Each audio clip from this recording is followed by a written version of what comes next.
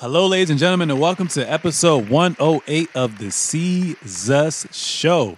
It's your boy, Sir Seezus, and we back and better than ever. I'm so excited to showcase this nice play-in tournament edition episode to you all, and I appreciate you guys being here for the long haul, for the journey, whatever you want to call it as well, too. So before we get into today's hottest topic, I just want to, let you guys inform you guys, do whatever I have to do. Make sure to subscribe on all forms of social media at The Seezus Show. We're available damn near everywhere. Get hip, stay hip, get others hip, spread the love, because all we about is just spreading love as well, too. And then before we get into today's hottest topic as well, too, always got to rehash on the previous episode. So in episode 107, the major headline was, will the Lakers have to play in the play-in games?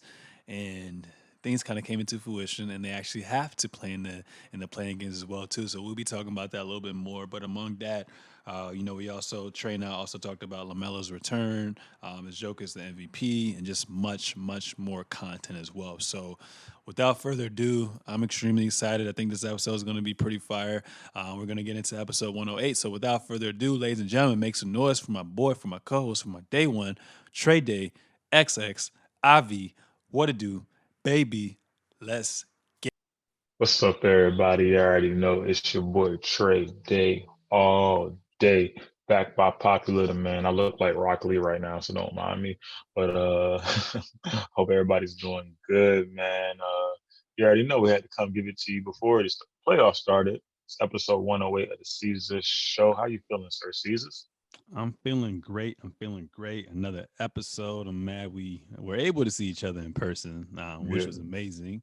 So it was cool to pick your brain once again, pause and yeah. It's always cool. I like that reference you made in regards to that one TV show, which I haven't watched yet because I literally got back at like 3 a.m.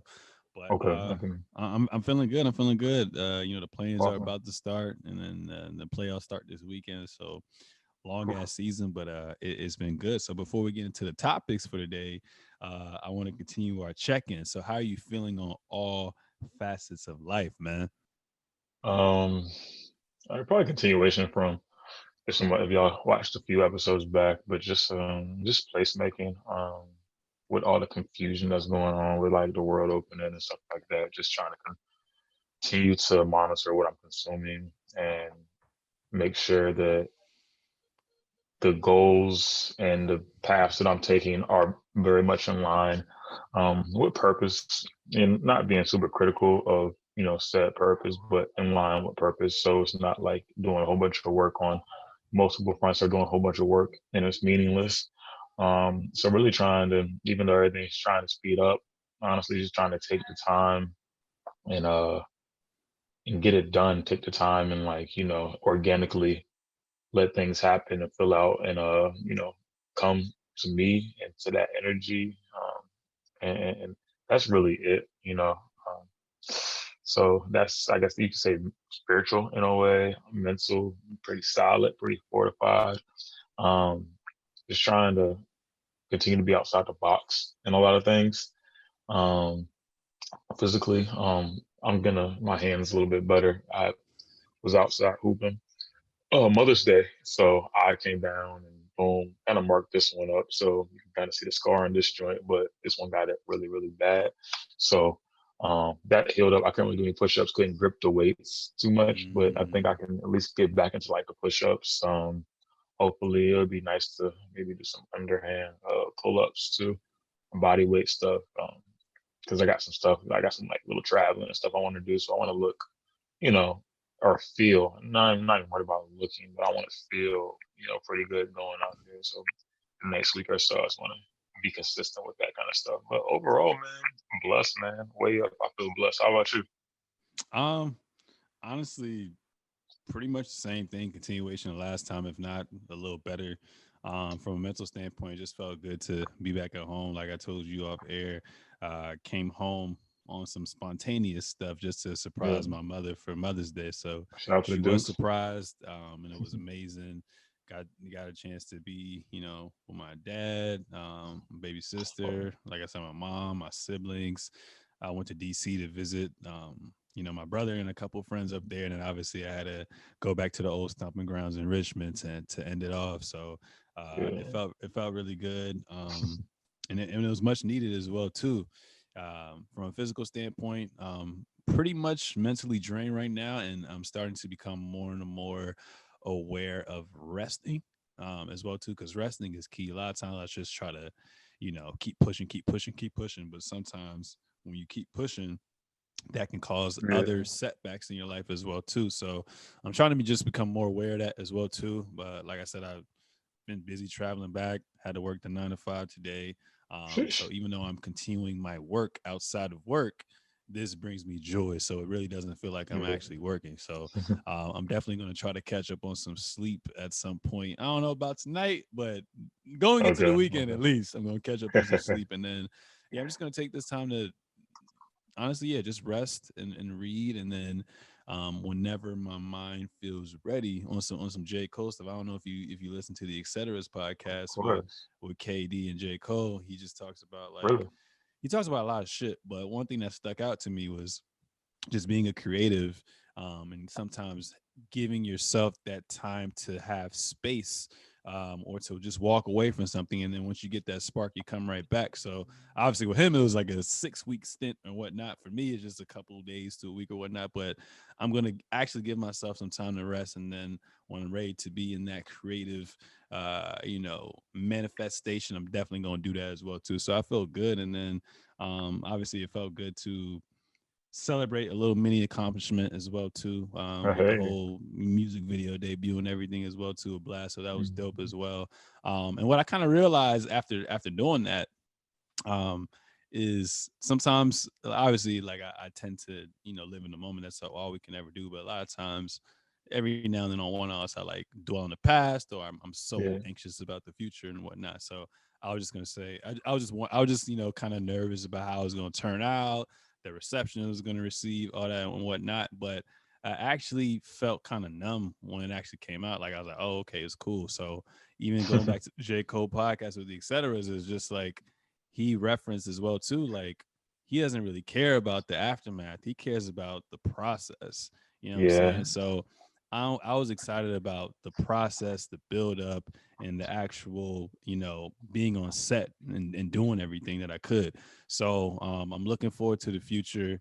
What I'm saying, hopefully, your boy can end up on, a little TV deal and whatnot. We'll see You what know what I'm happens with that saying? moving forward. But just gonna keep the mindset right. Been reading. I just want to get a little more consistent with just working out. So I feel great. Like this is much That's needed. something.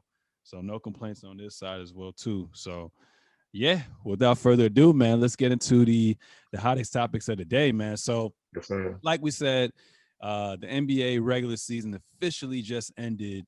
And it's been pretty exciting so far. Obviously, this has probably been the second most unprecedented season in its Hmm. entirety, because obviously last year we had the whole cancellation of the postponement of the season, and then we had to wait till damn near around my birthday, end of July, for the regular season, the playing games to kind of resume and whatnot as well too. And obviously no fans, yada yada yada yada yada. So this time around, I think it was, for what it's worth, given everything that we've went through, uh, you know, from social issues to the pandemic, everything that we kind of went through, I think the season was a success.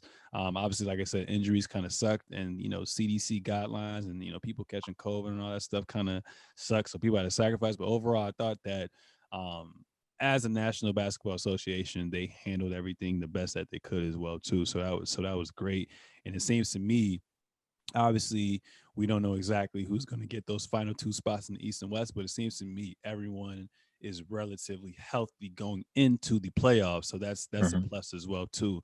So I'm looking forward to that. But one thing I want to just bring up is, first topic is Steph Curry. In general, man, Steph Curry, honestly, like I knew he was going to have a solid season, um, but I didn't think, because of all the teams that made the playoffs in the West last year, and I thought other teams are going to make that leap, like a Pelicans or like a Memphis X, Y, and Z. I really, when Clay went down, and I knew they had to develop they're still like continue to develop their young talent and then kind of integrate their James Wiseman into the lineup. I really didn't think that Steph was going to have a season like this as well too. So Sure. it was pretty dope yesterday, you know, while I was still in Richmond before I left, to get to see him. Basically, they were up like 15 against Memphis at home, and then they kind of blew their lead. And Steph basically just brought them home. So it was That's pretty crazy. dope to see him clinch the eighth seed as well too. That was amazing. So for this year, for Steph, for the 2021 season, he led the NBA in scoring, averaging 32 points per game. He's the oldest to win a scoring title since Michael Jordan. He had 38 30-point games, most since MJ. He had 337 threes, led the NBA. He was Sheesh. fourth. It says what, fourth 300. This was his fourth 300th three season, most ever. 710 3-point games, most ever. 5.3 3 points a game, most ever. And then he broke Warriors' all-time scoring record to surpass Wilt Chamberlain, which is ridiculous as well too. That's So crazy. I know, you know, the beginning of the season, we were saying it's Embiid, it's LeBron, it's James Harden. But obviously, like I said, with this year, with the pretty much, you know, shortened season, you know, you basically had to play every other day. So people, or these stars who were MVP considerations, were kind of just in and out of the lineup the whole time. But there was a couple players that kind of held constant. Obviously, you had the CPs of the world, the Jokic's of the world, I mean, even the Steph Curry of the world. If you want to throw in another player, I definitely, you know, consider that as well too. But LeBron kind of brought up an interesting point. We kind of just kind of focus on who has the best record or who has a top Hmm. record. You know what I'm saying? And a lot of times we kind of forget, like, when you take this particular player off, what are they? You know what I'm saying? Yeah. We saw last year Steph Curry play how many games? 5 games. There was no Klay Thompson. They got the number Yeah. 2 pick. They're a lottery team. So imagine if he didn't play this year. Imagine if he didn't go off like this. Like, where would they be? Yeah. So I think now we have to kind of change our mindset, or at least the media or the player or the people in general who vote now have to change their mindset on what we're gonna do moving forward with the most valuable player. So I think it's gonna be Jokic. I think it's kind of a foregone conclusion. But man, if I had a vote right now, I ain't gonna lie to you, bro. I Good might I stuff. might vote for Steph Curry being MVP. But with me giving him his flowers, he already has his flowers. I mean, change the game of that. Just change the entire NBA landscape, the way it's played in general. What are your thoughts on Steph Curry and his season in general in a nutshell? It's ridiculous, man. I mean, just what was it? He had a crazy March. Like March was like his month, right? It was March, not April. Mm-hmm. But even still, like, he's put together some of the craziest basketball we've seen from an individual in a while. At first it was like, oh, Warriors moving the ball, they have a super team. Now we see them, and it's like, yo, what in the world has gotten into Steph Curry? Um, and he's doing it, I won't say effortlessly, but it's like automatic. He's shooting. I think I saw. I'm not sure who they were playing. I would like to say the Suns, but it probably wasn't. Where at the end of the game, four people were like surrounding Oh, him, that's the and Suns. he, You're right. yeah, the Suns, right? That's the Four people Suns. were Yep. four people were surrounding him, and I was like, yo, what in the world? Like, and I'm not sure what happened after that, but he was like literally four people surrounding him. That's how much attention you need. They literally said at the end of the game, he can't get a shot off. Forget the other four players on the team, or forget the other three, because maybe the other guys may be in space or guarding, hugged up on one other guy, or maybe around the rim. But they were like, yo, he literally cannot get a shot off. That's how valuable he is to his team. So when you start talking about him and possible MVP scenarios and so on and so forth, you got to give it up. You know what I'm saying? You got to throw the flowers, rose petals, whatever he needs at his feet, because he does it for real. Oh my gosh, the dude's amazing. And I don't know, it's like you would never put the Warriors here. Like, you almost wouldn't put them here even with him. Like, on paper, he's like, is he good? But the West is too powerful, like you were saying. But now it's just like, like, he's literally here. Like, he's like has willed his team. And it's not the strength and bully you game. Like, it's not Russell Westbrook game where you're like, yo, he's clearly making like an imposing, like intimidating type joint. I mean, it's still Steph Curry, so it's still like, oh, you can't leave this guy. He's gonna put up 1,000 freaking points from the 3-point line. But finesse plays with the IQ, the shots, and the skill that it takes to get those shots off and make them look just bottoms of the net every time. It's another level. It's another level, man. And nobody else is doing it. I don't care. Like, oh, the league's transitioning into this. Yeah, but if the league's transition into that, then he created it, which, as we know, he pretty much did. He manufactured it. Um, so all the flowers due to Steph Curry and the Warriors punching that AFC to get into possible playing scenarios that we're about to get into. Yeah, it's crazy. The end of the season, 39-33. Just imagine if they were in the Eastern Conference, and instead of going Yeah, through a gauntlet every single night, you can yeah. basically stack your W's up. So they would honestly probably, if they were in the if they won 39 games in the Mhm. West, they would probably be a top three seed in the East right now. So that's Steph Curry's It's impact right crazy. there. So voters moving forward, y'all got to definitely take a step back, and we have to define what is most Yeah. valuable moving forward, because we even had a one-off with Russell Westbrook. Obviously he did something that was unprecedented, first player to average a triple double since Oscar Robertson for the season, which was Hmm. crazy, and they got a Hmm. 5 seed up, no 6 seed up, yeah, 6 seed. So who knows? Maybe voters might change their mind. Maybe there might be some hidden Steph supporters or something like that as well too. We'll figure it out. But I think right now, because of the consistency, um, you probably got to go with Jokic. But like I said, I wouldn't even be mad if Steph randomly, won it or got at least like 48% of the votes as well too. So I'm excited to see, what the future holds for him and that team. And I just be thinking like, damn, like what if Klay Thompson was never got injured this year? Obviously, Steph wouldn't be going bananas like this, but Yeah. to win 39 games I just with don't Steph know. there and missing his day one, and then Wiseman's not even playing too, it's gonna be Yeah. scary next year for the Warriors, and they gonna still have a good draft pick, I think, regardless. So they can shake up some things as well too. And Kelly Oubre's been out. It's gonna be interesting moving forward for real, for real. Now But I gave him his flowers. Now I want to turn over on the east side of things and give this other player his flowers, Russell sad. Westbrook.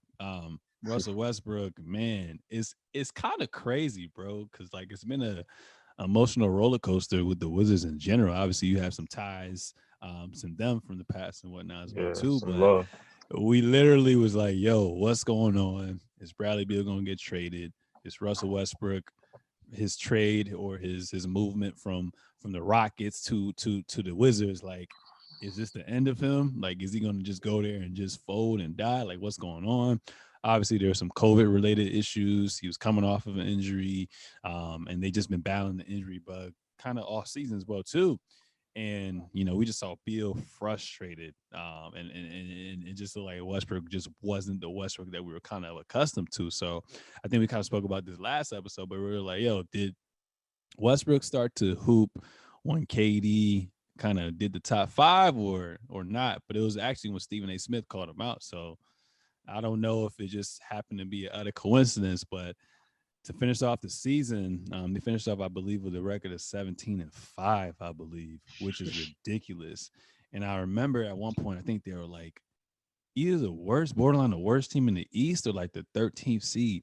So for them to be down as much as they were last night, and Hmm. then to be pretty much playing through the hamstring injury, and to clinch that eighth seed in fashion, that just speaks a lot of volume to Westcott, Crazy. as well too. So this will be his fourth season averaging a triple double, which is crazy in my mind. Like a lot of people used to be like, oh, like Steven Adams would basically like go away from the ball and he'll get the rebound, yada yada yada. No, he's actually like he Averaging triple actually do doubles. this shit. He actually do this shit, which is He's very good crazy. at Like basketball.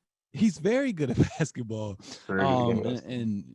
he's one of the most disrespected superstars. But at the end of the day, man, win, lose, or draw with Russell Westbrook, you know what you're gonna get out of him as well too. So it's great to see that he has a chance to, prove all the naysayers wrong and find his way to solidify positioning. Obviously, you got to do the plans and whatnot, but he's gonna at least have two chances to secure a 7 to 8 seed as well too.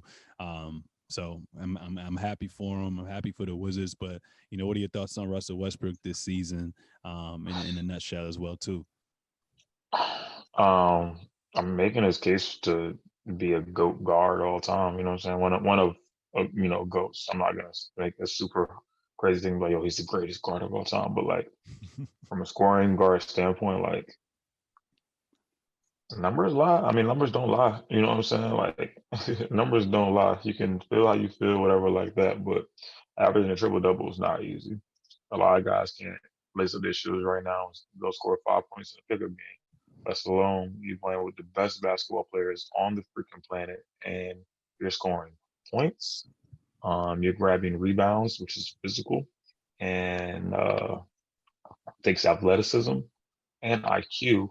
And you couple that with assist that takes IQ, knowing the game, and so on and so forth. On top of that, your team's winning, and you've gotten your team into the playoffs. That because a young team probably outside of Bill and Russell Westbrook, and you know Russell Westbrook is early 30s or so on and so forth, getting towards mid 30s. Beal is late 20s, I think. But still, like, it's not a super old team. It's just a team that hasn't been able to put it together, and now they're riding his coattails all the way into the fire.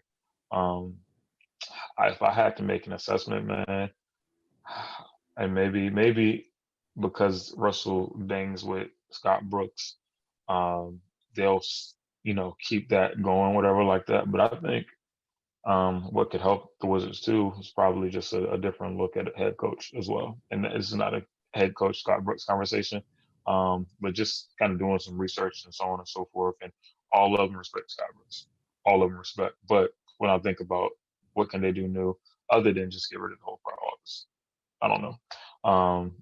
To kind of spark it and keep it going in the right direction, so we can see those Wizards teams that were playing LeBron in the finals, Eastern Conference Finals, and Eastern Conference against stopped by LeBron of a few years ago, and even the good Wizards team that could possibly make it to an NBA Finals. I think you need to check it up a little bit. You have Russell Westbrook for the next few years, possibly. You have Brad Bill that has said he's committed to staying and so on and so forth, even though he's showing a lot of frustration.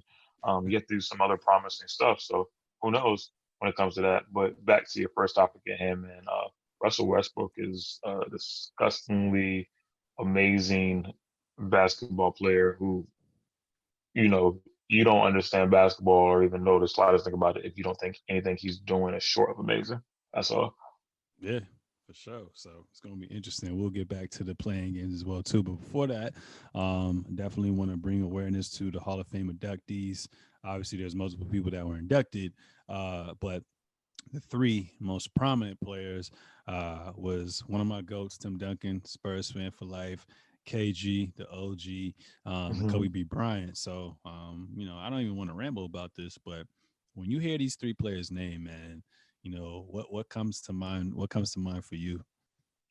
um, I guess Tim just fundamental, not doing too much, but also just doing everything that the game encompasses, rebound, passing, IQ, and stuff like that. KD, shoot, KG.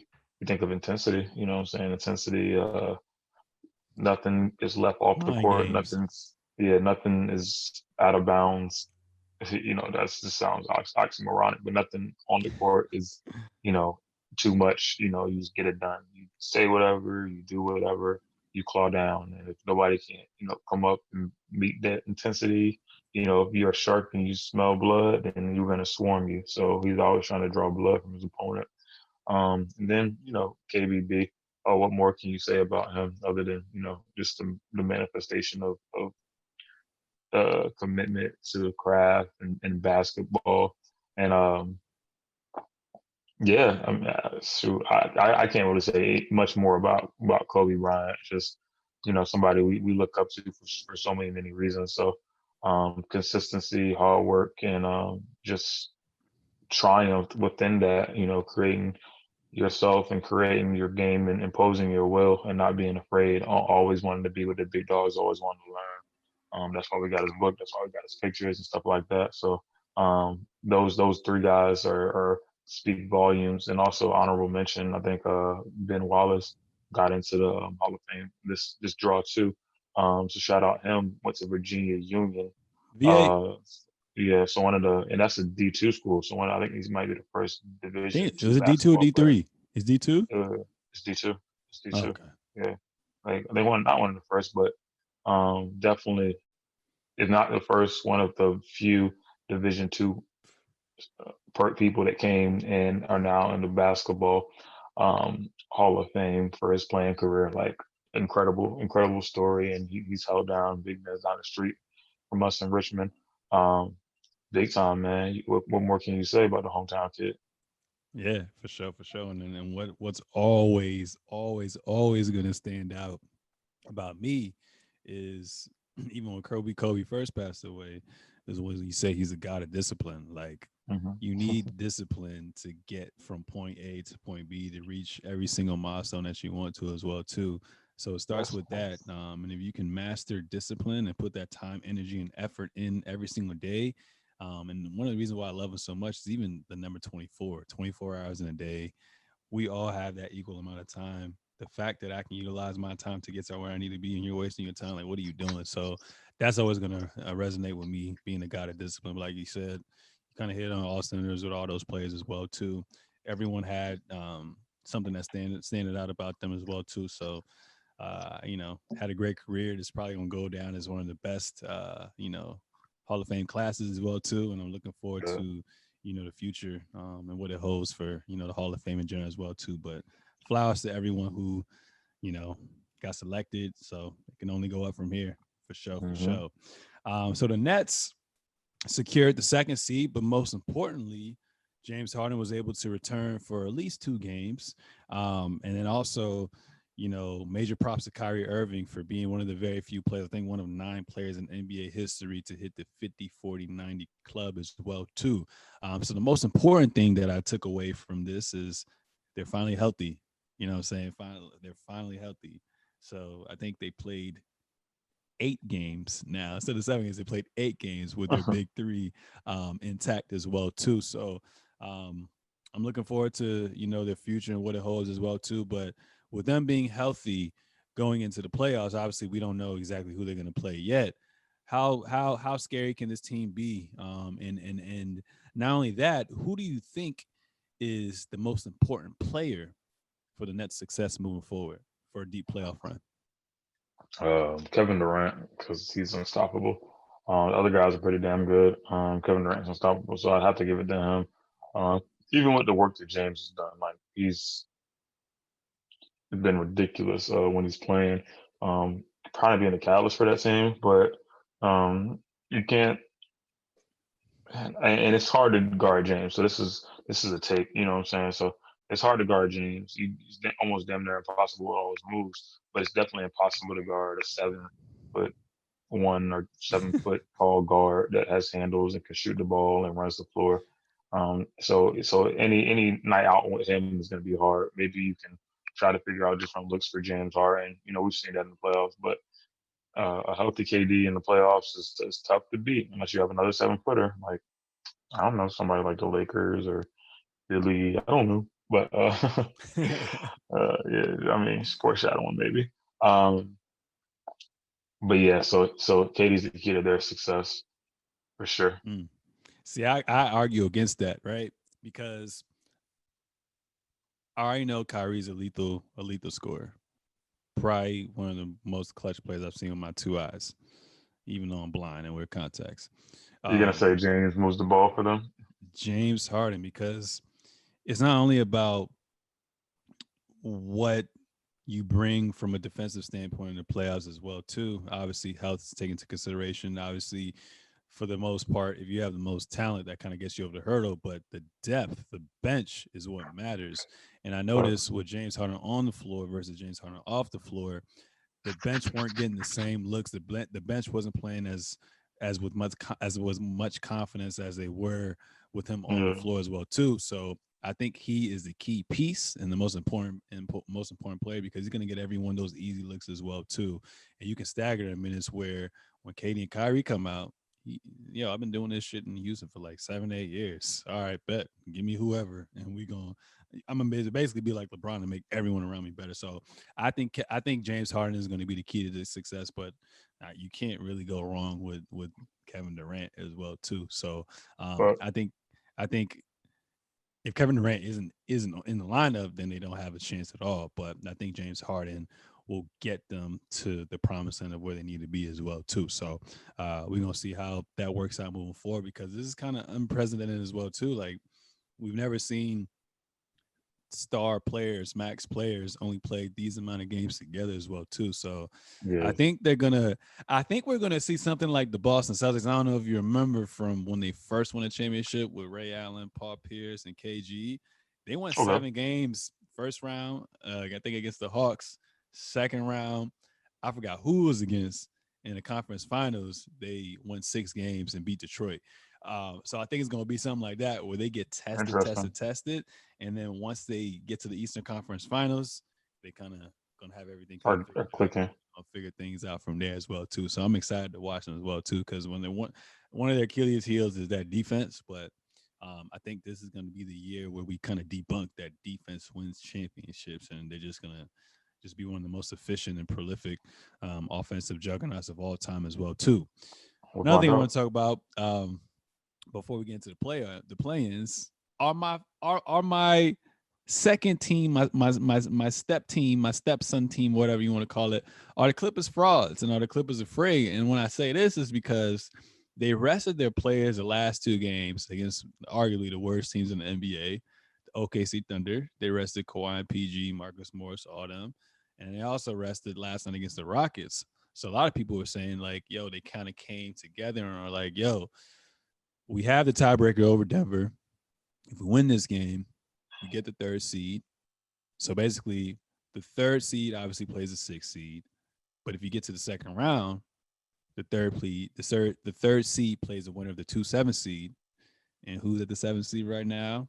The Los Angeles Lakers. Lake Who's on the so Los Angeles Lakers? LeBron and AD. Bron Diane. LeBron and AD. What did they win last year? Championship. Who are the Championship. defending champions? The Lakers. So I know Antoine Walker. I heard Antoine Walker a little earlier today and on First Thing First. He said when he was back with the Miami, that '06, that '05, '06 season, they got together with Pat Riley, D Wade, and whatnot. And they're like, yo, we're going to try to basically make it easier for us in the path to get to the finals, or to get to the Eastern Conference and kind of avoid playing Detroit until we have to actually see them at towards the end of it as well too. I know I think he said they try to actually avoid the Bulls, Mm. and they ended up playing the Bulls. The Bulls actually kind of took them like 6 games and whatnot as well too. So what? How do you feel about this? Do you think they dodging the smoke, or do you think they're kind of like, yo, I think we have a, a good shot at beating the Dallas Mavericks. I think we have a good shot at beating the Utah Jazz. And then if we get to the conference finals, we'll figure it out from there. Do you think they're scared, or do you think they're just being strategic and just like, yo, it is what it is? And maybe they're kind of cynical in a sense, right? Maybe they say, let's earn our way to the conference finals so we can play the Lakers and give the fans what they wanted as well too. What are your thoughts on the Clippers sabotaging and getting the 4th seed instead of solidifying the 3rd seed, going up against the worst team in the NBA in the Houston Rockets? I think I think it's two. It can go two ways. Um, did you like to see competitiveness right off the back? Yes, like yo, let's get it done, whatever, like that. But trying to win a championship, that's the goal. And you have games where you can burn. We can say, hey, let's not do this, so we can try to make a more favorable matchup for us. So I always err towards the side of strategy. You know what I'm saying? Why work harder when you can work smarter? You know, why we see there between possibly getting out in the first round, or we can get to the conference finals and we can figure stuff out there, or semifinals, however that works. Um, so yeah, I always err towards strategy, doing stuff smarter, not harder. We'll see if they're really ducking the smoke when they have to play them, if anything, or we could even be a worse scenario. This team doesn't even see them, and they slip up against the first team they play that they were trying to avoid to get to the Lakers. So the teams out there was disrespectful and came out and gave them their best, and they get punched in the mouth, which we saw them get taken down by a team that probably people argue, shouldn't have beat them last year. So they still have to prove stuff. I mean, yeah, sitting out. Yeah, they got their eyes on the Lakers, but you look one way or take your hands away from your face, that's how you get punched. And not a lot of people have plans after they get punched. Everybody has a plan until they get punched. It's in the face. So yeah, we'll see what happens.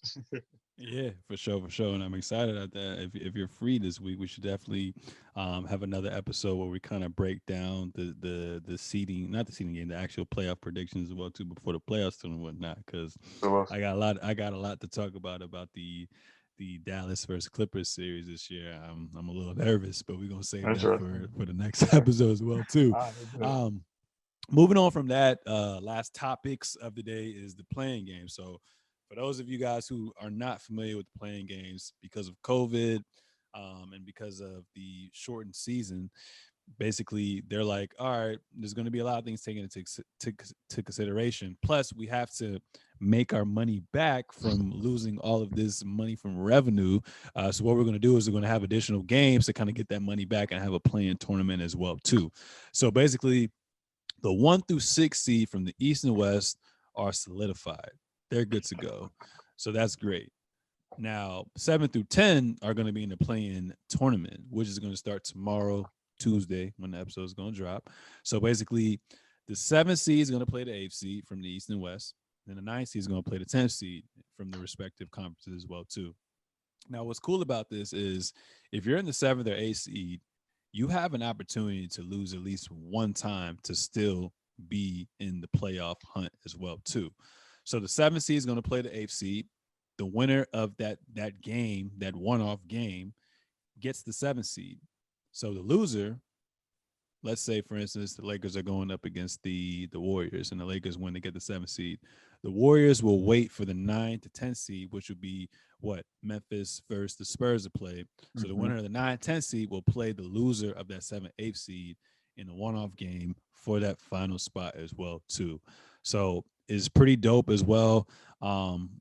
I was kind of against it. Um, I think it's just going to be one of those things where it's just going to be an ongoing debate as well too, because I'm one of those guys that's just like, yo, if I put along with my teammates all this time, energy, and effort in, and I have a clear discrepancy in my record from the 8th seed to the 9th, 10th seed, what the hell am I doing all this extra shit for when I should have my spot solidified? Then you can also argue against that. Well, if I'm the better team, then in theory I should win that game as well too. But what's dope about this is like last week, I think, or the week before, or this has been an ongoing thing. What's tougher to win a championship in the NFL, win a championship in the NBA? We're kind of going to get a taste of that as well too. So we could see some wild nut ass shit go on in the next Mm-hmm. upcoming days as well too. So who knows what's going to happen? There could actually be an alternative universe where the Lakers actually don't win and don't go to playoffs, which is highly unlikely. Or like Boston or whoever don't make it, which is going to be The crazy. refs wouldn't So even let that shit um, happen. yeah, the refs ain't gonna let that happen. We lost enough money too much for the Lakers and the Warriors to not be one of the final teams that make it as well. So we gotta have we gotta have the viewership go up. You know what I'm saying? So I Yeah. understand that. But before we even go into our predictions, um, are you a fan of the playing games moving forward? I think excuse me. I think the only reason I wouldn't be a fan, and you know me, I'll be quick to think of a theory about something. But only way that I wouldn't be a fan is if it led to, and the only way it would go down in flames if somebody got hurt in one of the playing scenarios that was clearly gonna kind of, be in, like we were talking about, create profit for the league and the playoffs. So you talk about AD or LeBron being injury prone, which they never really made this play-in scenario for them. It just so happened that COVID and injury put them there. So if you have a perennial team that again is going to do numbers, going to do viewership, and you get them in the playing game, which is good when you have them in the playing game. Say something happens to somebody, or say they don't make it out the playing game, which you could argue, the NBA has control over, or whatever. Then you're gonna look like a jackass because you're like, yo, we had these playing games trying to get our ratings back, where we're gonna end up losing ratings because AD tweaked his pinky finger and LeBron is, you know, hurt his elbow, something like that. And then you're going forward in the playoffs and you're losing money because you have a major network city team. One of your perennial powers is not even going to get in. And then finally, I was thinking when you said, hey, maybe there's a super large discrepancy within the records. And maybe they can create things, you know, rules that would trigger the play-in tournament. So it's like, oh, we're gonna have a play-in tournament, or there's must be a play-in tournament if by you know the last part of the season where the team has shown consistency, they have to have a better record than such and such for the last few, or we're talking about 17-5 for the Wizards. They have to show something like that, or their record has to be synonymous with these numbers, kind of like a sliding scale in a way. Like you have to fall into that tax bracket to even play with the big boys in a way. Whether it be post All-Star break from a whole perspective, um, or maybe another factor, a random factor. I don't know. I've been built this theory. I'm thinking on the fly. But if not, then we're gonna go with the regular traditional playoffs. Cool. But if you can fight and capture the wild card, the NBA wild card, the NBA playing, and it could be a big weekend. It could be really big for marketing and so on and so forth like that. Then you would have a reason to push it. You have a reason for teams that not to tank and keep fighting, and then maybe reward those teams instead of like, oh, lottery, whatever like that, which you want to, recycle and get better. Maybe you start rewarding the teams that were possibly got an opportunity to play in the playing game, or were featured in them, some kind of incentive with the draft. You throw them in there, one of those picks, or so on and so forth, because it only makes the league that much more competitive going forward. And you don't reward people for tanking. You have to balance the talent out regardless, but um, who knows, that could take it to the next level. Mm, yeah. Yeah, I agree with you. So yeah, we're gonna see, man. Something to Because think at about. first I was just thinking like, obviously we're excited about this because I can only, you know, talk about this for my personal experience, but this has been the first time towards the end of the season where I've It watched the matter. team, for example, like the Wizards still playing right now. You know what I'm saying? Hmm. When we should already have the top ACs locked up. So it's been pretty dope to kind of see that, and obviously it's also encouraging other teams for not tanking and whatnot as well too. So if it happens, we really can't do shit about it, but uh we'll see. I agree with your valid points, by the way. So we'll definitely see with that. So obviously the main event, if you're talking about WWE and whatnot. So the playing tournament, man. I guess we can start off low and go high. Okay. Yeah, let's start off low and go high. Let's start off low and go high. So we're gonna go with the 9-10s first and foremost as well too. So the games start on Tuesday, and that would be May the 18th as well too. So I believe the first game is going to be. Let me check right here, and shout out to Warren for making this whole chart for your boy. Hmm. Um, let me see right here. So the Hornets, yes. So the first game is going to be tomorrow, Tuesday, May 18th at 6:30 p.m. Eastern time on TNT. The Pacers are going to be playing the Hornets. Hornets are the 8th seed, and the Pacers are the no. The Hornets are the Pacers are the 9th seed. The Hornets are the 10th seed as well too. Hmm. So it's going to be very interesting as well too. These teams kind of marry each other as well. Some notable things to kind of look out for. The Charlotte Hornets actually have the series lead 2-1. Shout out to Warren. And then on April 2nd, when they had a matchup, LaMelo Ball was actually out, so you can't really count that game, even though Charlotte Hornets won as well too. January 27th and 29th matchup, LaMelo wasn't even started as well too. So it's going to be interesting because you have an Indiana team who's kind of been plagued with injuries. With Bubble TJ, Malcolm Brogdon kind of being in and out the lineup as well too. Levert, obviously, he had his whole situation and is trying to get integrated into the system. And Sabonis kind of been up and down as well too. New coaching change, a lot of things have been transpiring. Then you have the Charlotte Hornets, who have been relatively relevant when LaMelo Ball has been on the floor as well too. A young, promising team. I don't know if Gordon Hayward's going to be able to play, so I think that's going to be something to kind of look out for as well too. But there's some key players from both sides of the field. Aside from LaMelo Ball, you got PJ Washington, who's had a great season, Devontae Graham, Miles Bridges, and Malik Yeah, Monk as well too. that's Like I said, with Gordon Hayward, he's kind of had this reoccurring lower leg or foot injury as well too, so he's not expected to be available for the playing tournament. And then you have some key pieces on the other side of the field, Aaron and Justin Holiday, TJ McConnell, Doug McDermott. I don't know if Jeremy Lamb will be available. They say he has some knee problems right now, too. Miles Turner as well, who is their starting center, has no timetable for a return with the right toe injury. So, in your well. opinion, obviously, want to go home, NFL playoff type of scenario. Who you got winning and why? A team at full health, I would think it would be the Pacers. The way they just looking at them on paper, having to put all together, maybe a little bit more consistency simply because of the 9 seed. But the excitement in me goes with a team that runs the floor and looks exciting, who hasn't been in the playoffs in the last few years. Being in the Hornets, that's where my heart is. I think on paper, with people healthy and playing, it would be Indiana. But I think what will happen is the Hornets are going to get that first game. Wouldn't be surprised if Indiana got it though. But if I go with the heart, I'll give it to the Hornets.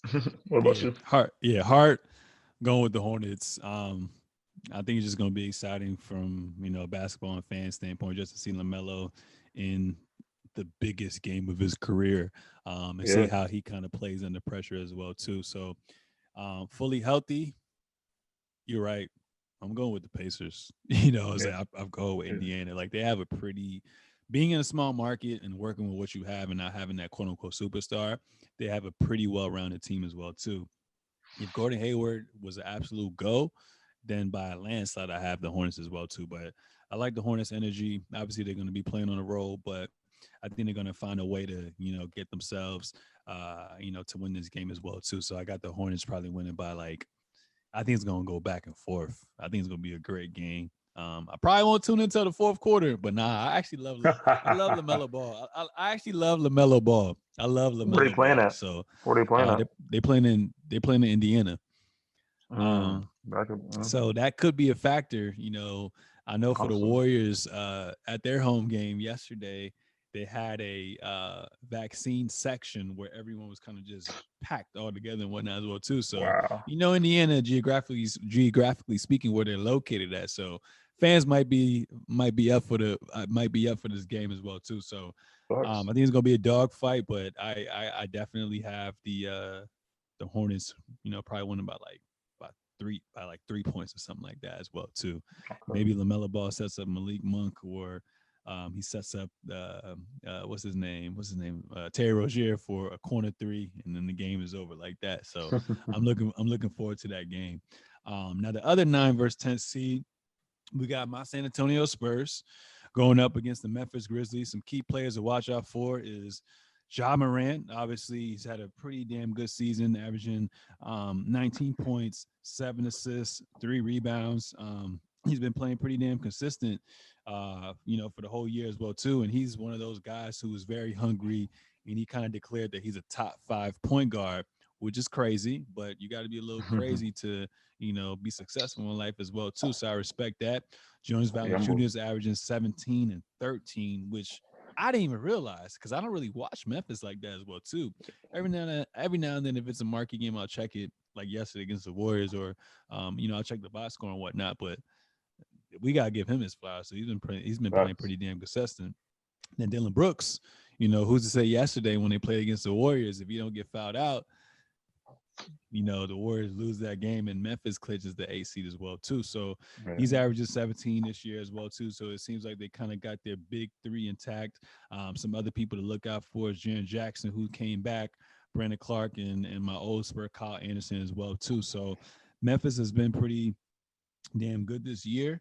And then we got my San Antonio Spurs. I mean, can you really bet against Coach Pop? I mean, I think last year was the first year they didn't make the Forever. playoffs after a long ass stint. But DeMar DeRozan's had a stellar season as always, king in the mid range, and DeJounte Murray's kind of showed us what he can become as well too. And Rudy Gay's a vet, Patty Mills a vet, been an assistant for a while. Lonnie Walker's slowly getting up there as well too. So it's gonna be fun to watch as well too. Um, who do you have winning? And I believe it's going to be a home game for the Memphis Grizzlies. Okay. Off of dang,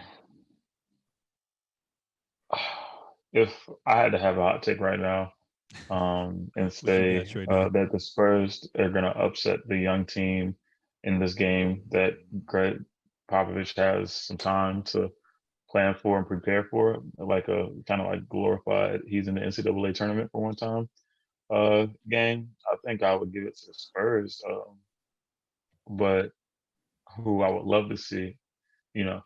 So that's my hot take. I'll go with the upset. I'll give it to the Spurs, but who wouldn't love to see John Morant and an emerging Grizzly team that we wanted to see in the playoffs for a while now, get that the possibility to play um, in the tournament. Which I think, if anything, man, this is not going to change. I don't think maybe 8 goes to 7, or 7 stays 7 and 8 stays 8. But in the West, I don't foresee the Warriors or the Lakers like getting knocked out the playoffs. Yeah. No, I agree with you as well too. I'm sometimes I can be a bit biased, right, if it comes to like Kawhi, obviously and whatnot. But just being realistic, like the Spurs have been so up. They started off great. I think at one point we were the 4 or 5 seed, 4 through 6 seed. But then we just been hella inconsistent this entire year as well too. So as great as Thanks. Coach Pop is, I just think that we don't have the sufficient talent to compete in the playoffs. I got Obviously, you. we're not going to tank or anything like that. We're going to give it our all, and we've competed with the best of the best this year. Most games have been close. It's just been coming down to, can we get stops at the end of the game, and can we make shots at the end of the game? And we haven't necessarily been the best at executing down the stretch as well too. I think John Morant is hungry. This team, got knocked out last year by the Portland Trailblazers in Mm, crunch time as well too. So I would think that they're hungry. People have been slighting them. People have been slighting John Morant, even though he's only a sophomore. So thanks. I think that Memphis, like I said, if they would have won yesterday, would have been the AC yesterday. So I think Memphis is going to win. It's going to be a close game as well too, but I think Memphis is going to be in control of the entire game, and we're going to see those top players that I mentioned step up as well too. Now moving on from Respect. there, this is probably one of the games I'm most excited about. It's not quite the main event, but it's my boy Russ God going up against the up and down Boston Celtics. So the Celtics have the 7th seed, and like we said earlier, giving Russell Westbrook and the Wizards their flowers, they managed to go from the 13th seed all the way up to the 18th seed and finish the year at a 17-5 record as well too. So they're going to be playing tomorrow for the main event at 9 p.m. Eastern time on TNT as well. So to give you a little spill, Boston won. They played 3 times. Boston won the first game by 1 point. Then Washington kind of blitzed them, and they won 104-91. And then Boston won the second game 116-107 as well too. Mm, Boston's going into the game averaging 112 points per game. Wizards are to me kind of like the Eastern Conference Portland Trailblazers, where they play lights out offense, but their defense is trash. And they're mm, averaging 116.6 games as well too. Um, so the things to kind of look out for, I don't really try to, buy too much into the regular season, but they can be a kind of a good indication of what's to come. But some things to kind of look out for with that February 28th matchup when Boston won, Jalen Brown didn't play. And this was mm. before the trades happened with Evan Fournier and some other players as well too. And then January 8th, Kemba Walker didn't play. I think he's still nursing that knee injury as well too. So Kemba Walker looks like he's in form. Jason Tatum is playing at an all-time high level right now as well too. But the main thing is that Jalen Brown had Not a season-ending thing. wrist surgery, I believe. So that's going to be huge for them because if that trio was all fully healthy, I think I'll be leaning towards them. But then you can also argue too that Bradley Beal is playing on a hamstring injury as well too. Mhm. But even though the Celtics have that home game, I think the Wizards are one of the hottest teams right now to be reckoned with as well too. They're competing with every single team. I think every game I've seen them play in this 17-5 pace, I think they've only lost about one or two possessions. So I think you got a Wizards team that's motivated than even more before, and then Celtics team that's kind of still up and down and whatnot. I think that's going to be another game that comes down to the wire where it's going to be decided by a game winner, a last second, shot to go up for like the last possession, or just be won by free throws or defensive sequence. So I But got I got the Wizards winning because Russell Westbrook is out to prove people wrong, and I think the Wizards are on a roll right now. And I think the biggest thing is because of not having Jaylen Brown play, I just don't see them winning this game, even if they're at home as well too. And Tatum, although Tatum is one of the best young talents, I mean he's only 22 years old. There's been some games this year where he go for like 30 plus, and in one game he's like 5 of 17. So what Tatum are we going to kind of get, and what Kemba Walker are we going to kind of get as well too? I think but even I think with Bradley Beal, we kind of know what we're going to expect out of him, even though he's a little hampered. And Russell Westbrook is probably going to get a triple double and get his teammates involved. So I know what they're going to bring from an offensive standpoint. I'm just not kind of, I'm a little iffy about their defense. But who you got winning that game and why? uh, in a fairy tale scenario, um, Wizards beat them coming down the stretch. Russell's going off. Bills looks all right on his hamstring.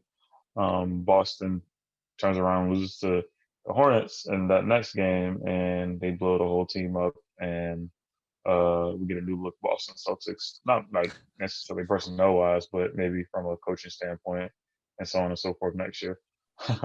And then maybe we, I don't know. I love Brad Stevens. I really love Brad Stevens, but clearly this team needs something different. Who knows?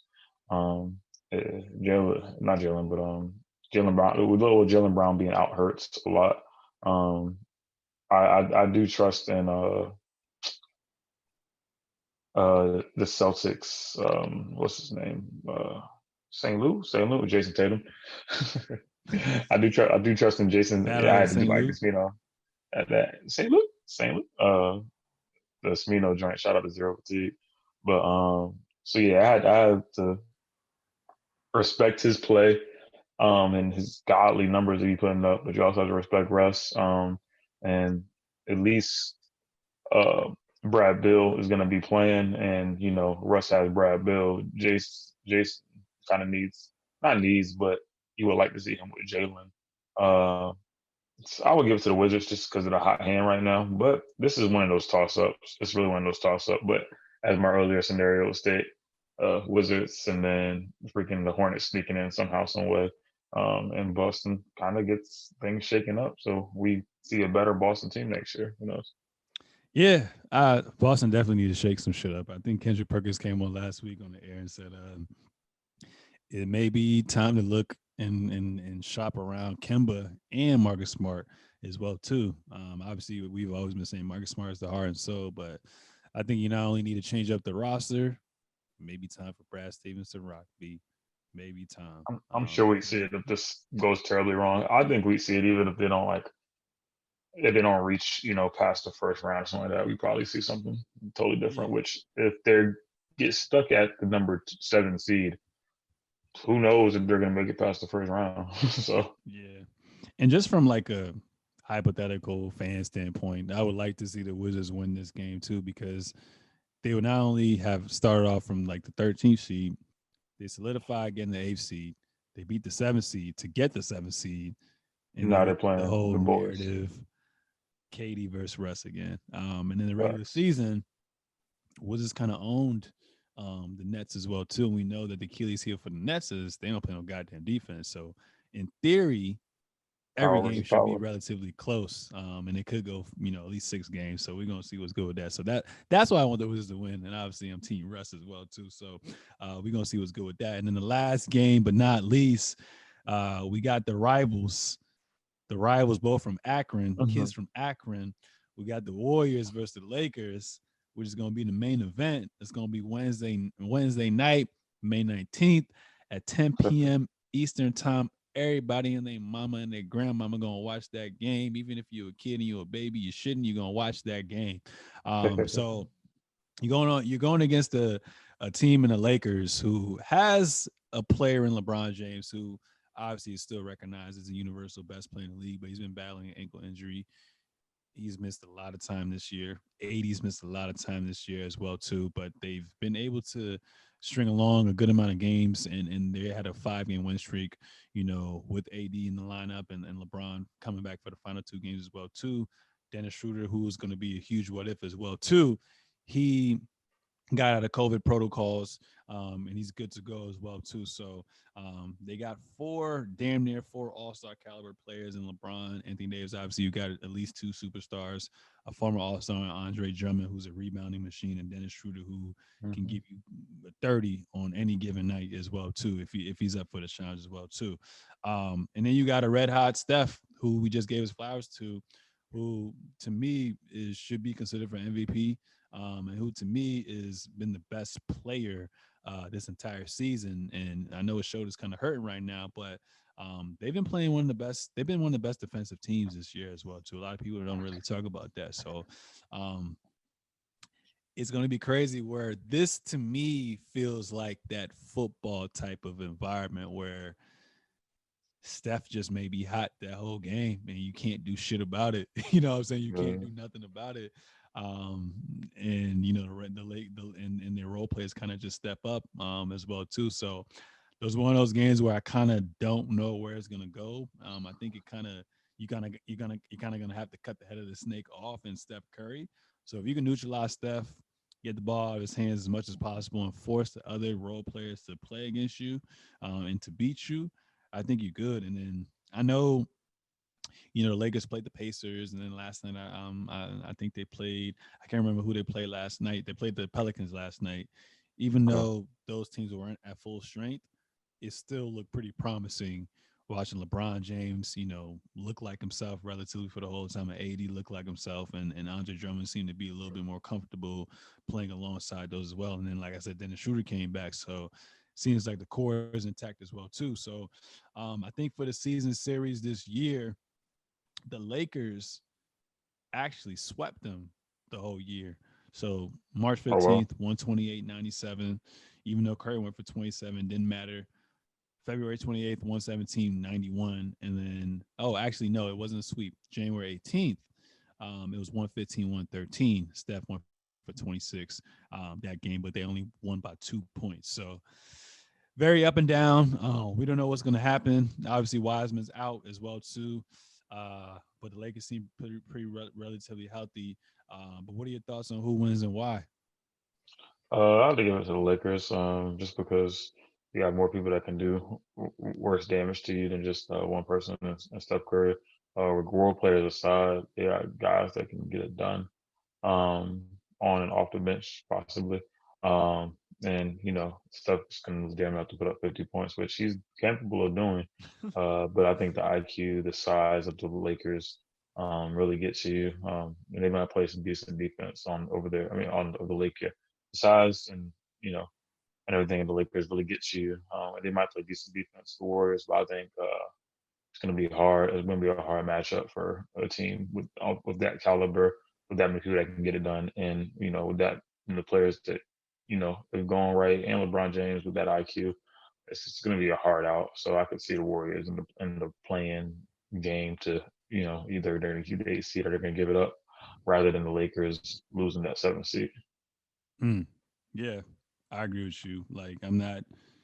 I know it's not a game seven, but I think LeBron and the Lakers are going to have a sense of urgency. Like I said, him and AD have been pretty banged up the entire year, so they're going to want Mm-hmm. as much rest as possible as well too.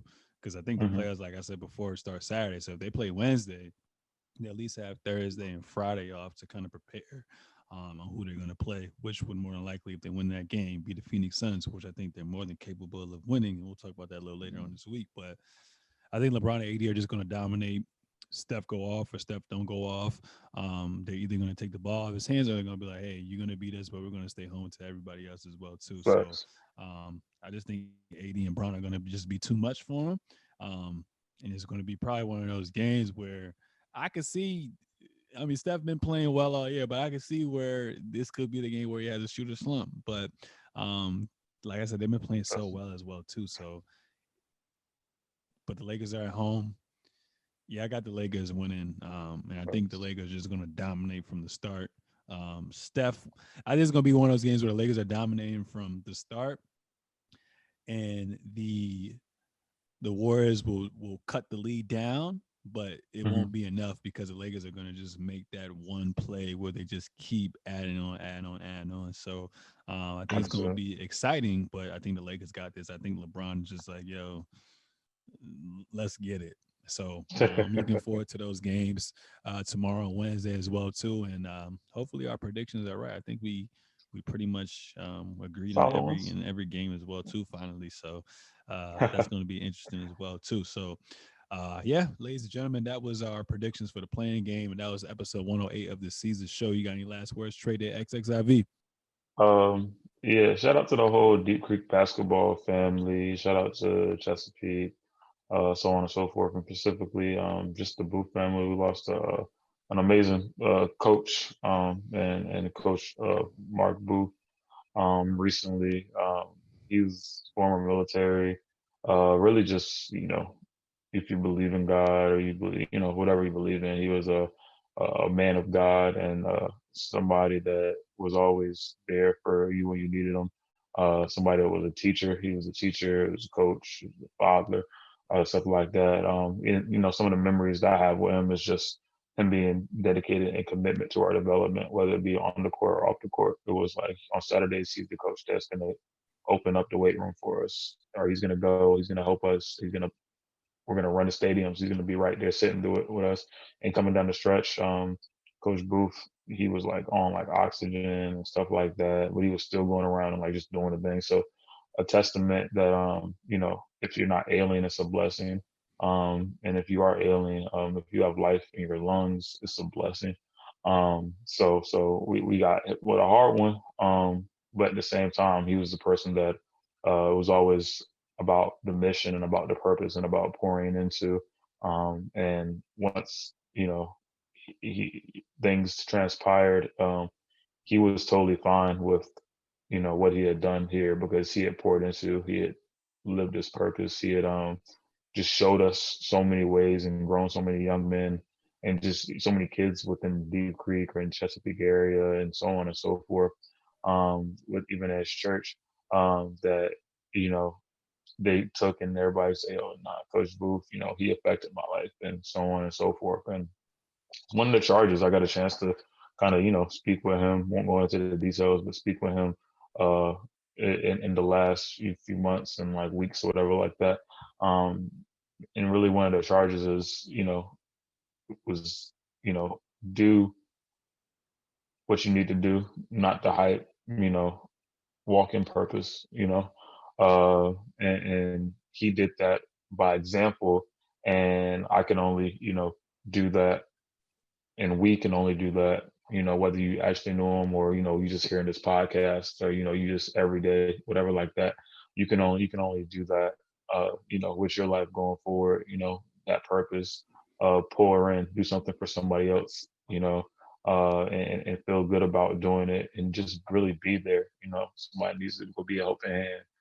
Somebody needs, if you have the time and availability, go sit with those kids and walk through that and, be esteemed and pristine and present for somebody's development, because it might not feel like it at the time, but for them, it's going to speak leaps and bounds. And that's a legacy. That's forever. You know what I'm saying? So we love you, Coach Booth and family.